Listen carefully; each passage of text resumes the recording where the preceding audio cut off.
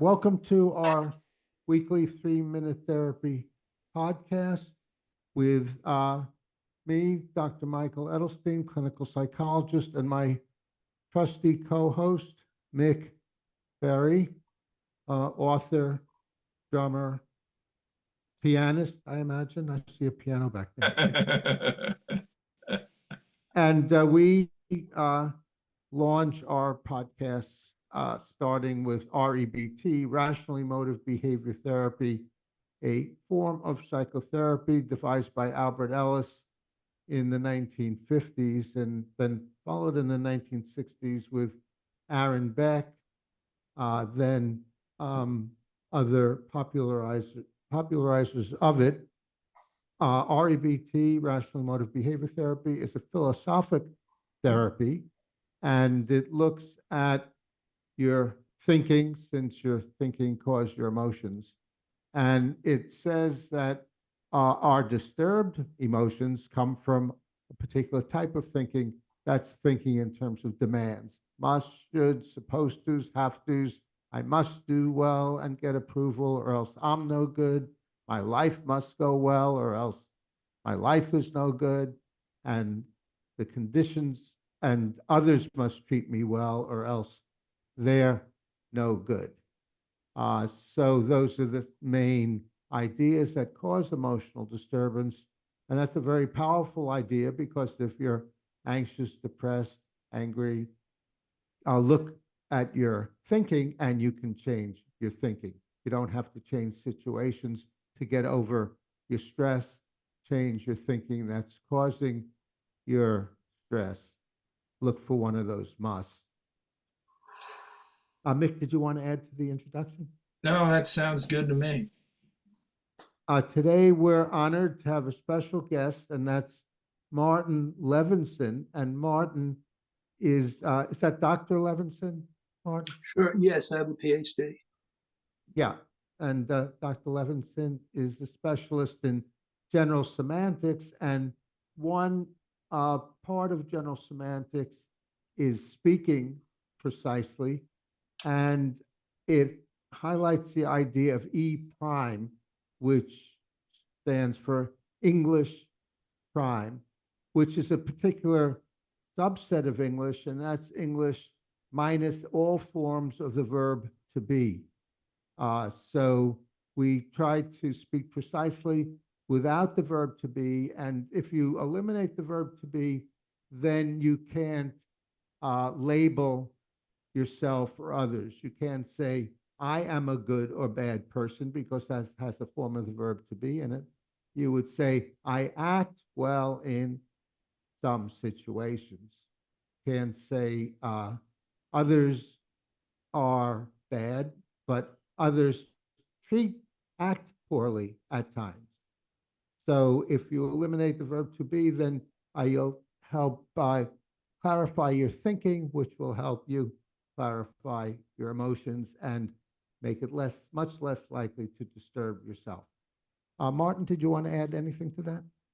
No, I think that's pretty good. And Martin, you've written some things in E prime, isn't that right? I have not, but I know of people who have written things at E prime. Of course, David Borland, who came up with the idea of E prime and was involved in general semantics. And Albert Ellis, of course, wrote a couple of books in E prime, which I've read, and he did a pretty good job with that. And E prime is, in general, a good way to think and write, and I try to think that way, but I haven't really written in E prime. It would be a good exercise. Yeah, and David Borland, I think, actually spoke in E prime. Isn't that right? He might have. I know he's certainly written in E prime. I read a few of his books that he wrote about E prime in E prime, but he might have spoken in E prime. Yeah, I heard a YouTube he had done, or a talk he had given, and I was listening very carefully for any form of the verb to be, and it wasn't there. So he did a good job on that. I wrote my PhD dissertation in E prime. Wow, good for you. So that's pretty much summarizes it. And that, Martin, do you want to tell us more about general semantics? Sure. So general semantics is a system devised by Alfred Korzybski in 1933. He came out with this magnum opus called Science and Sanity, which described the system. He'd been thinking about it for a long time. Actually, since World War I. He fought in World War I. He was a Polish engineer. He fought on the Russian army. He was wounded a couple of times. And during the war, we thought, gee, the technology is so good. We're killing so many more people than we used to in the 19th century because the technology keeps improving. But human relations kind of stays the same. We're still fighting with each other.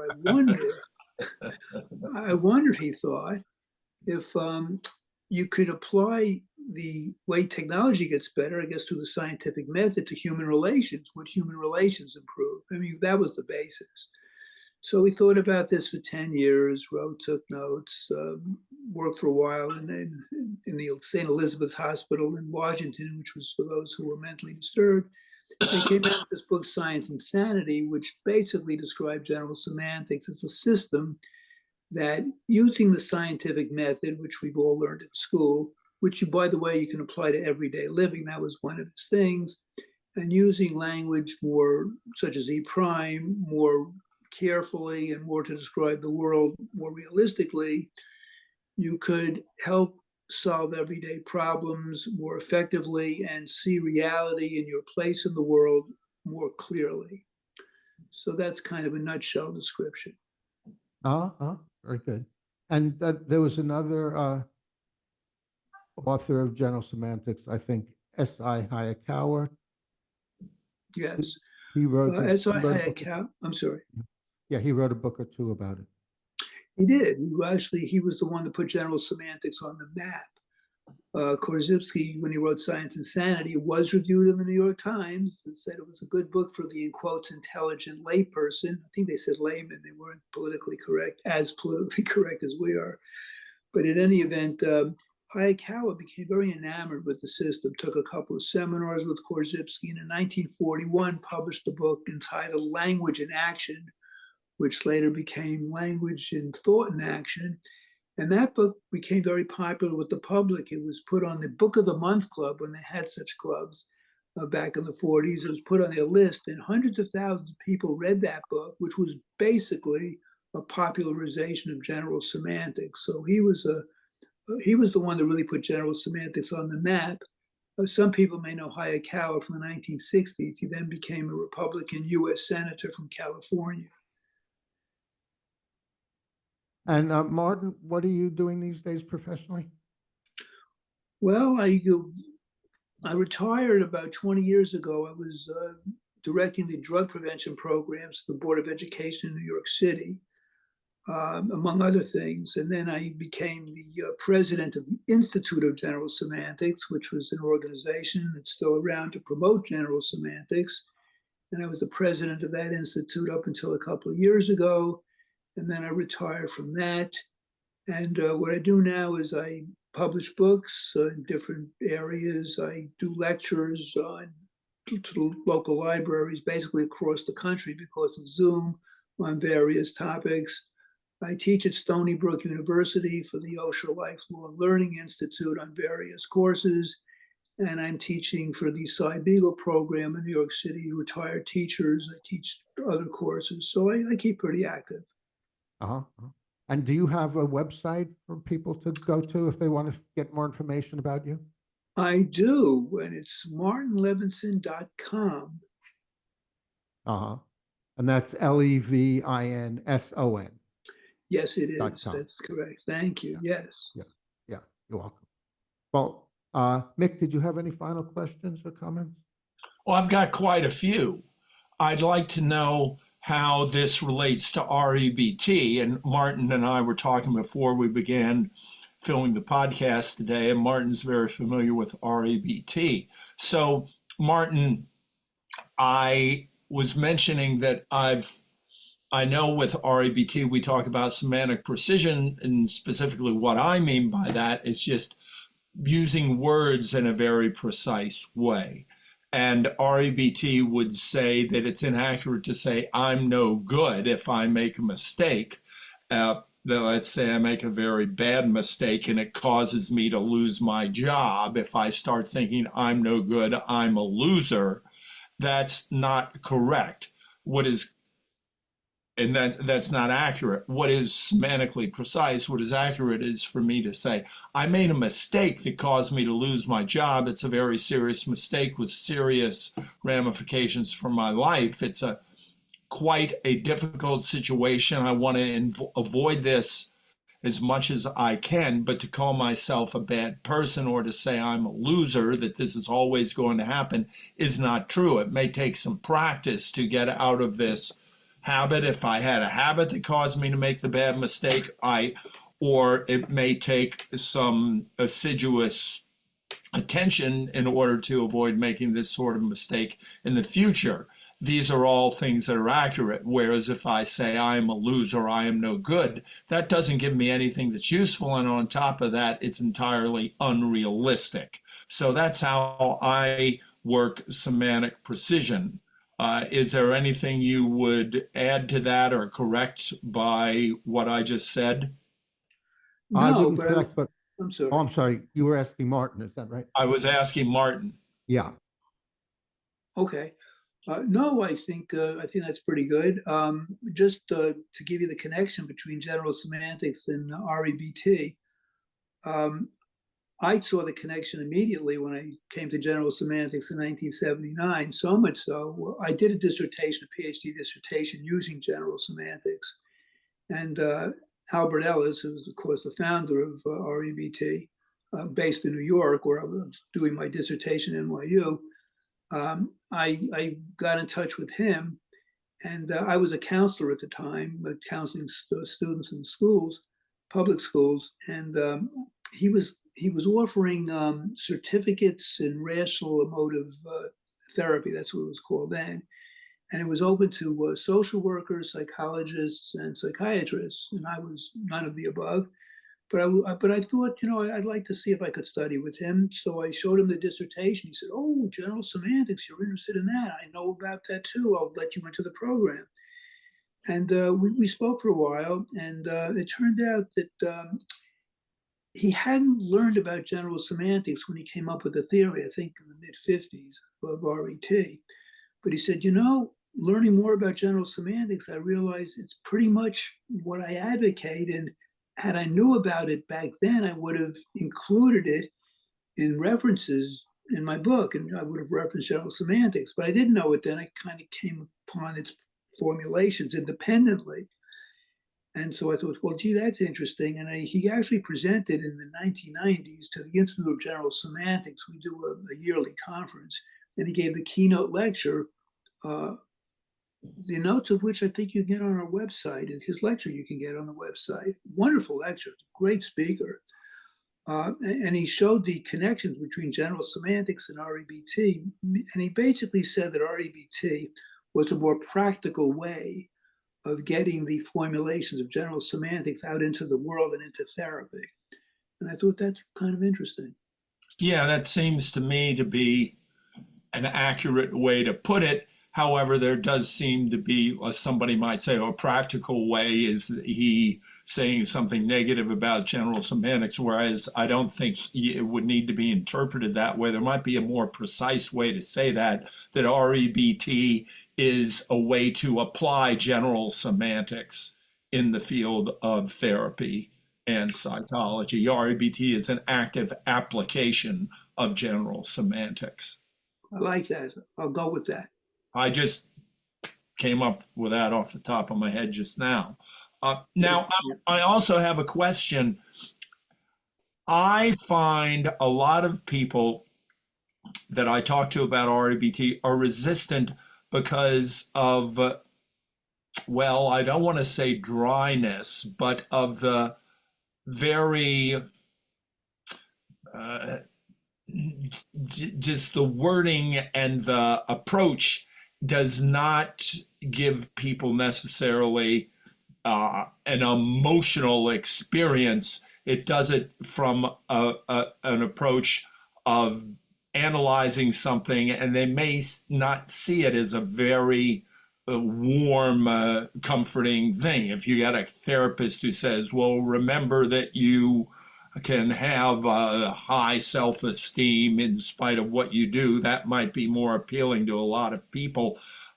Is there resistance that you find, or and not necessarily resistance, but is there a lack of interest in general semantics because it doesn't address things as necessarily as readily, passionately as many people would like? Do you find it's a little hard to propagate the ideas of it? I do. And I think one of the reasons is from the very title, General Semantics. It's a bad title for what we do. Korzybski came up with it. When he first came up with it, he was not a native English speaker. He came from Poland. He spoke 6 or 7 languages. English was one of them. He later acquired it. And the general semantics, the idea of semantics was from the Greek semenin, which means meaning. So he thought the system was going to be general meaning. In other words, he would come up with a system to show how you can come up with meaning, to see reality more clearly, meaning for yourself. But it's a bad title because when I first took a course in general semantics, it was a continuing education course I took at Cooper Union, and it was entitled How to Improve Your Thinking and Communicating Ability. And so I thought that's an interesting course.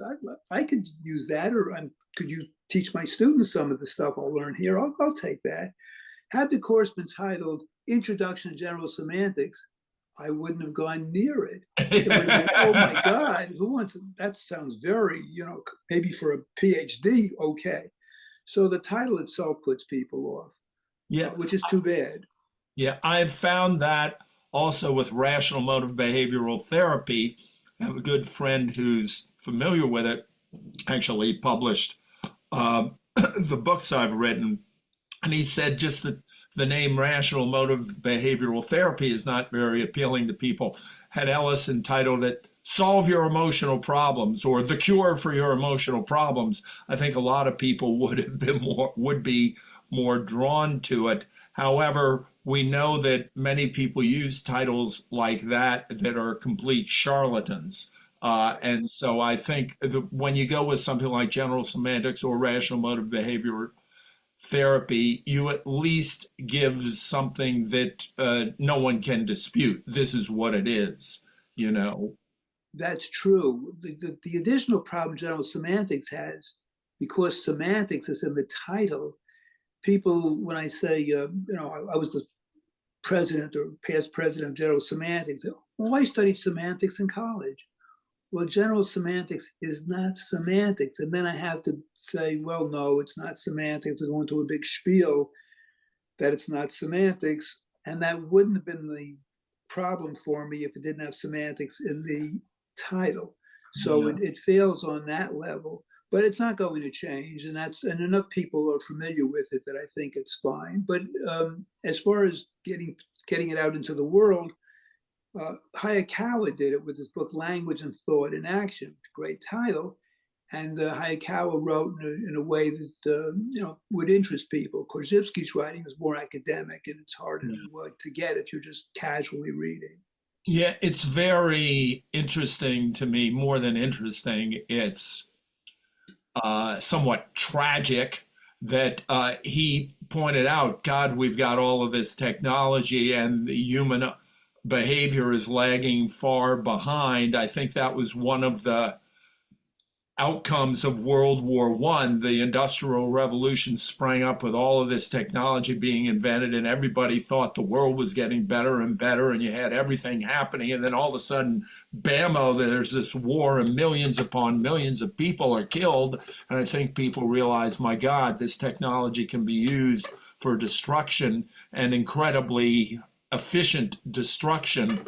And one of the problems I have with the world today is we know that technology has just exploded since 1990 with the internet and computers. And we see so many people that, especially in the tech world, that think all of humans beings' problems are solvable with an app. And we are far, far behind technology in terms of just human interaction and human knowledge. All you got to do is look at the comments section of the YouTube. And a friend of mine, a comedian, has a joke. Yeah, well, Anne Frank had great hope for humanity, and she thought people were basically good. She never took a look at her comments section on YouTube. Um, and so we have people that I'd say the average person doesn't even know how their emotions are created, which is by your thinking. Your thoughts and your emotions are intimately connected. And if you want your emotions to become self-helping rather than self-defeating, correct your thinking. That's the whole point of REBT. No, you cannot directly influence your emotions by saying, okay, now I'm not going to be depressed. That won't work. But you can change your depression by saying, what is it I'm thinking that's making me depressed? All of the world is terrible. All of the world. No, that's incorrect. That's not true. Things are difficult. They're not what I want them to be, but everything isn't terrible. What I'm saying to myself when I'm saying all the world is terrible, I'm saying there must not be any difficulty in it, any tragedy, any heartache. Well, there is, and I can still live with it. And in fact, Steven Pinker wrote a book entitled Enlightenment Now. Maybe Michael Edelstein told me about it, but he contends in the book that the world is so much better than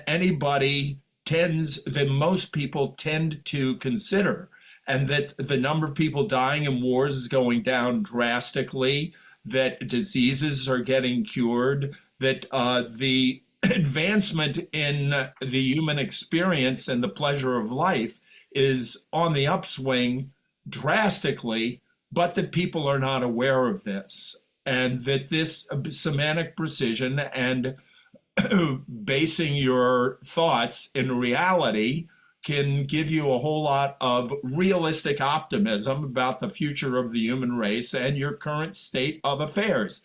Anybody alive today is living much better than a king did 300 years ago. Indoor plumbing alone, even people on the street have at least an outhouse, which is an improvement on what some king had in his castle, and in any case, I do think that semantic precision, and I could find out more about your organization, General Semantics. I think Korzinski, that was his name. Yeah, Alfred Korzybski. Korzybski. Yeah, and we just have another minute. Okay, I'm going to finish this to up. wrap it up. I'm going to finish this up. But his initial impulse, I think, is spot on and greatly needed or greatly valuable today. And because technology still exceeds the human tendency to be self-defeating. Yeah. Okay, very Yeah. good. We just have another minute or two. Martin, are there any final words you wanted to mention or remind people how they can reach you or learn more about your ideas?